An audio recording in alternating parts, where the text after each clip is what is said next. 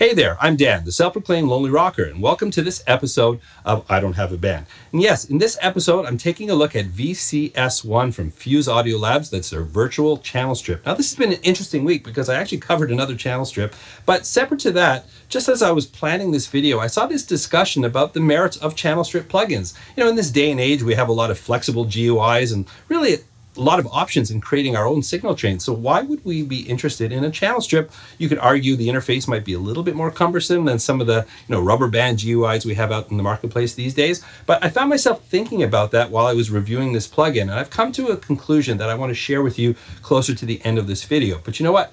This plugin is a masterpiece. So let's jump in and check it out.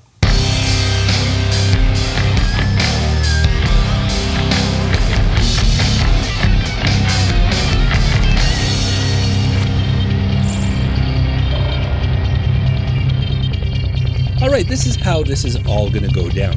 One of the features of VCS-1 is you can actually mix with it. And by mix with it, I mean mix within it. Yes, you can handle a bulk of your project's mixing within the plugin. It's actually pretty cool. And there's this one particular feature that just blew my mind when I saw it.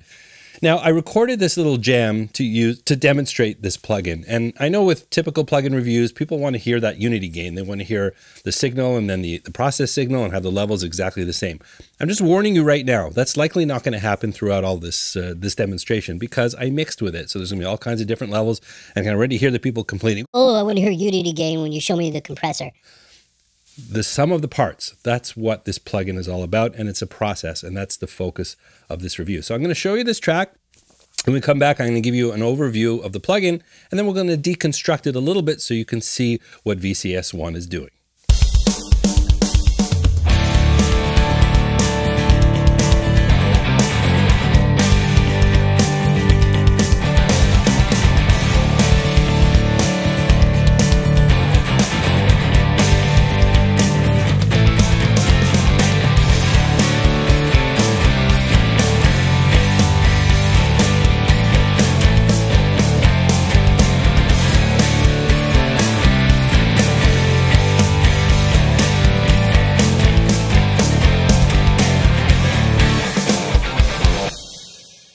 All right, so let me walk you through the main features of the plugin, and then we will deconstruct this mix a little bit so you can see what VCS-1 is actually doing here.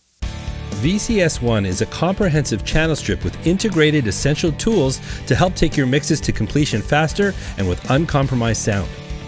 This zero latency plugin offers a myriad of possibilities, signal routing, and flexibility, yet is easy to use. VCS-1 starts with a preamp section that offers 3 styles of coloration and an HQ option that enables anti-aliasing in the preamp processor. The filters section offers high and low pass filters that can be switched between stereo, mid, and side processing.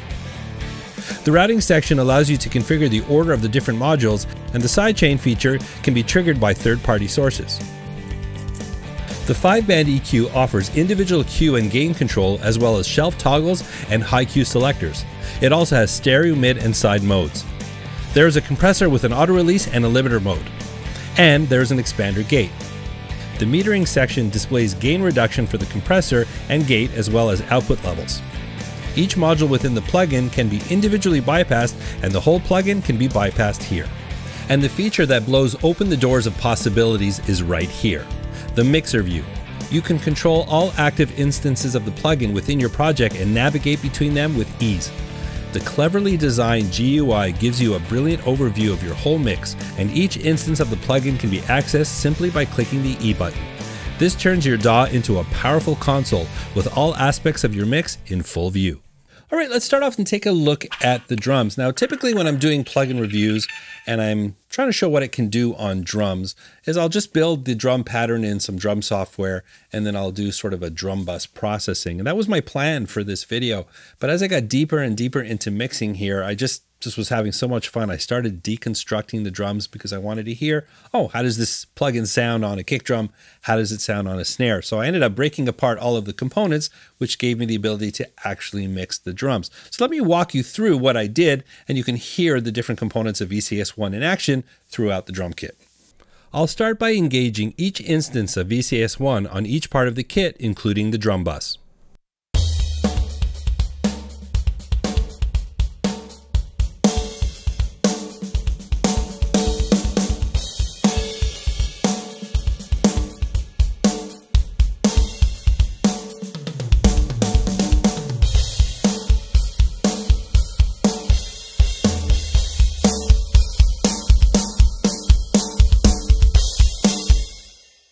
Let's look a bit closer at the kick and snare.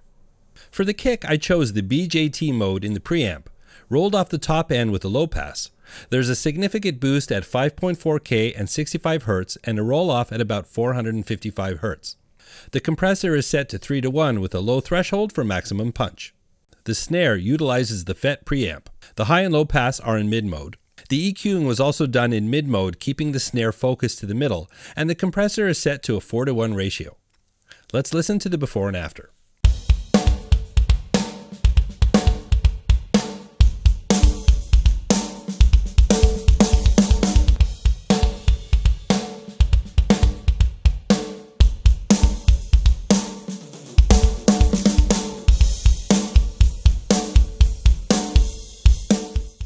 All right, let's take a look at the bass guitar. This is the only track that I actually use other plugins, and I'm not really using any tone shaping. I recorded direct, so I did use a bass amp plugin, but that's pretty much it. No tone shaping. Everything happened through VCS-1. And interesting feature here that allows the bass to work really well with the drums, but let's take a look at that. For the bass guitar, I used the BJT preamp and drove it really hard to create some nice distortion.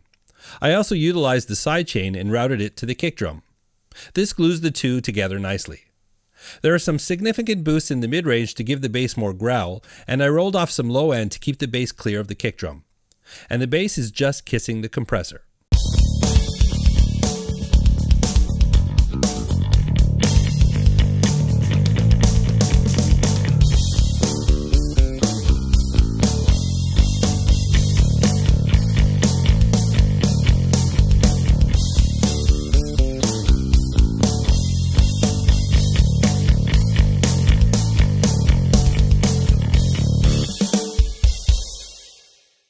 By the way, if you haven't seen it, I actually had the pleasure of interviewing the founder of Fuse Audio Labs. If you want to get into the mind of a master plugin developer and learn about modeling and what is a plugin actually worth, well, we tackle these topics and a lot more. I'm going to put a link in the description, so when you're done with this video, make sure to check that one out.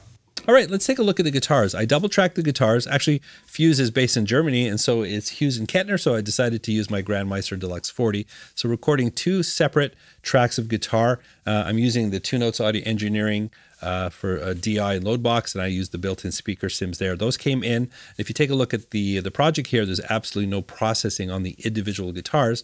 So I bussed the two together. Now they're both panned, one left, one right, and then I did the processing on one guitar bus. So let's take a look at that. This time I used the discrete op-amp preamp with a nice bit of drive. I rolled off everything below 90 Hz and above 10K, with a bit of attention paid to creating some air in the top end and some presence in the mid-range. I almost never add compression to heavy guitars, but I turned on the compressor with little to no gain reduction because it added a little clarity to the guitars. Let's take a listen.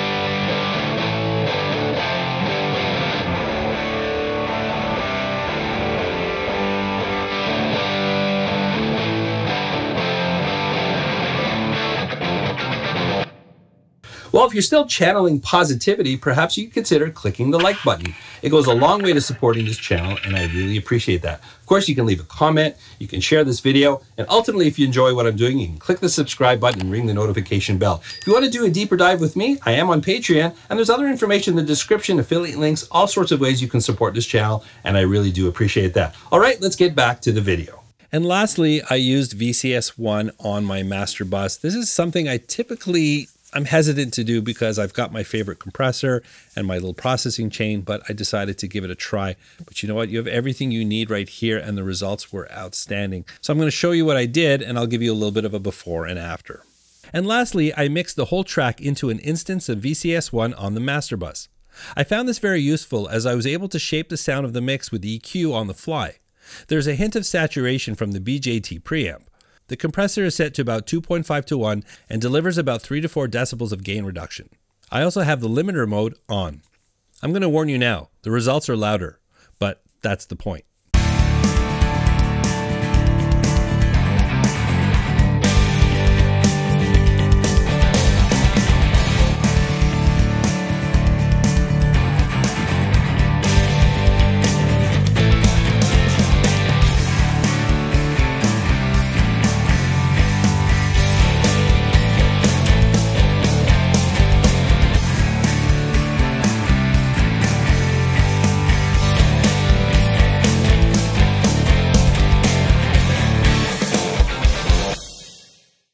Well, there you have VCS-1 from Fuse Audio Labs. What can I say? I absolutely adore this plugin, from the workflow to the sound. Incredible plugin. But you know, it's a type of plugin you need to get your hands on it to really see what it can do. Fuse Audio Labs does offer free trials on all of their plugins, so I'll put a link in the description so you can try it for yourself. And if you do, let me know in the comments. And the last thing I want to leave you with was that question that I had at the beginning of the video. Why a channel strip? In this day and age when we have lots of choices, we can build custom signal flows. We've got these amazing GUIs. Why do we want to lock ourselves into a channel strip that's going to kind of define a process for us? And I thought about it. Look at it this way. Traditional studios have to make a lot of decisions when they're building their studio, but none bigger than that iconic piece of gear that they're going to put in the center of the room, and that is a console. And that studio owner is choosing that console based on the type of sound that he wants the studio to deliver. Yes, there's a lot of things that are going to influence that sound, but the console really is the center to all of that. And yes, in the DAW, we have a lot of choices. We don't have to lock ourselves in.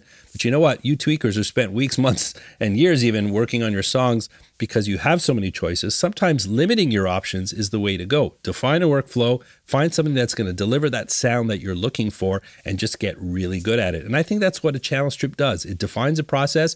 There's a certain kind of signal flow. Those preamps work with the compressors, and it just delivers a certain type of sound. And it's a very efficient way to work, especially this one that I just reviewed. Great workflow, great sound. And that's really the benefit of the channel strip. Yeah, there's better GUIs or more flexible GUIs, but ultimately, how it sounds and how we get from A to B is what matters. And sometimes a channel strip might actually be the solution you were looking for. Anyways, that's just my thought. I'm sure you might have some opinions on this topic. If you do, let me know in the comments.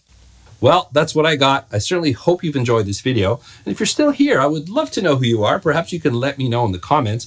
I've got a ton of content on this channel. In fact, I've got a couple right here for you to check out. But there's other ways to support this channel.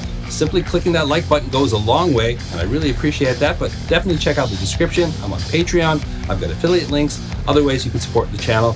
Every little bit helps. But the most important thing is to remember that you don't need a band to rock and roll. And I certainly look forward to seeing you again in another video.